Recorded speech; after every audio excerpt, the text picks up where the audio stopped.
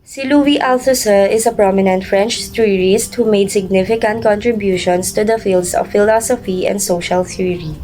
His works such as For Marx and Reading Capital featured concepts like interpolation, subject information, and ideological state apparatus, explaining how society and ideology shape and influence individuals and society as a whole. Althusser is considered one of the leading theorists of Marxist theory in the 20th century. Althusser's theory is the concept of ideology as a fundamental element of social reproduction and domination. Sinabi ni Althusser na ang kanyang ideolohiya ay hindi lamang nagmumula sa mga ideya mula sa nakatataas, ngunit isang puwersang nakauugnay ng mga individual sa tiyak na posisyon ng lipunan. He also defines ideology as the imaginary relations of individuals to the real conditions of existence. So the Lacanian mirror stage proposed by Jacques Lacan, it is a critical stage in the development of an individual's identity. It is when a child first sees the reflection in the mirror and begins to understand themselves as separate individuals from others. So the Lacanian mirror stage proposed by Jacques Lacan, it is a critical stage in the development of an individual's identity. It is when a child first sees the reflection in the mirror and begins to understand themselves as separate individuals from others. So the Lacanian mirror stage proposed by Jacques Lacan, it is a critical stage. Sa pananaw naman ni Althusser, maaaring ito ay nagpapakita ng role of ideology sa paghubog ng pagkakakilanlan ng isang tao, kung saan ang mga ideolohikal na konsepto at imahe mula sa lipunan ay nagtuturo sa individual kung paano sila dapat mag-isip at magpakilos sa lipunan. Ang mirror stage ay maaaring kumakatawan sa proseso sa pagtanggap ng isang individual sa kanilang lugar at sa papel ng lipunan na kinakailangan upang maisakatuparan ang ideolohiya ng lipunan sa kanilang kamalayan at pagkilos. Si Althusser, isang teoristang Marxist, ay nagbigay diin sa konsepto ng interpellation at subject formation. Sa madaling sabi, ang interpellation ay ang proseso kung saan ang isang individual ay tinatawag sa pamamagitan ng mga ideolohikal na aparato ng lipunan tulad ng pamilya, paaralan, simbahan at iba pa. Sa pamamagitan ng interpellation, ang individual ay tinutukoy bilang isang partikular na uri ng tao tulad ng isang mamamayan, estudyante, kristyano at iba pa. Sa ganitong paraan, ang individual ay binubuo bilang isang subject o sino sa lipunan. Ang subject formation naman ay ang proseso kung saan binubuo ng mga ideolohikal na puwersa ng lipunan ang pagkakakilanlan at pagkatao ng isang individual.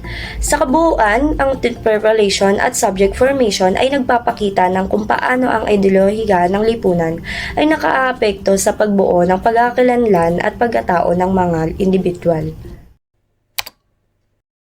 Hi everyone! Today, we will discuss economic determinism and ideology in the work of a French philosopher named Louis Althusser. These ideas form the foundation of Althusser's Marxist theory, influencing his understanding of society, culture, and power dynamics. Before we further discuss economic determinism and ideology, let me give you a brief background about Louis Althusser. Si Louis Althusser ay isang French philosopher na namuhay noong 20th century. He is known for his ideas about Marxism. Althusser's ideas influenced many areas of study.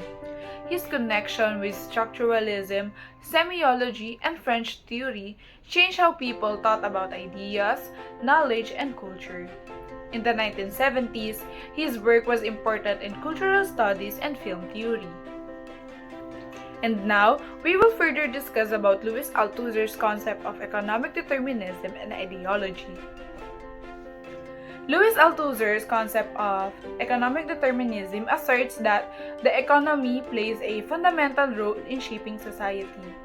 Para sa kanya, ang produksyon o kung paano tayo gumagawa ng mga bagay ay nakakaapekto o nakaka-impluwensya sa lahat ng bagay sa ating lipunan, tulad na lamang ng politika. Economic determinism influences politics because it affects how governments make decisions based on money matters.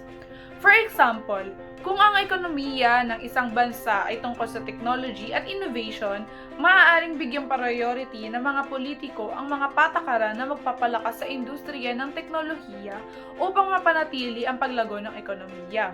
In short, economic determinism guides politicians in deciding where to put money and resources depending on what sectors of the economy are important. On the other hand, Louis Althusser's concept of ideology refers to people's views and perception that might be influenced by economic factors. It's in how society is organized and who has power. Ideology keeps certain ideas and norms in place in society. Ideology is like a set of beliefs, ideas, and values that shapes how we see the world. A basic example for this is religion. Isang religion sa may pinakamalaking impluensya sa kung ano ang ginagawa at pinaniniwalaan ng isang tao. For instance, in Christianity, believers are taught about concepts such as the existence of a higher power, which is the Lord God, the afterlife, and the moral guidelines for living a righteous life. These ideas and beliefs shapes how Christians perceive the world, interpret events, and navigate their relationship with other people.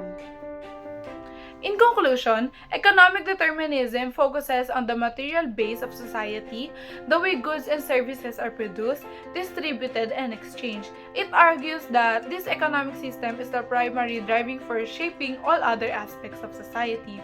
On the other hand, ideology focuses on sets of ideas and beliefs that people use to understand the world and their place in it.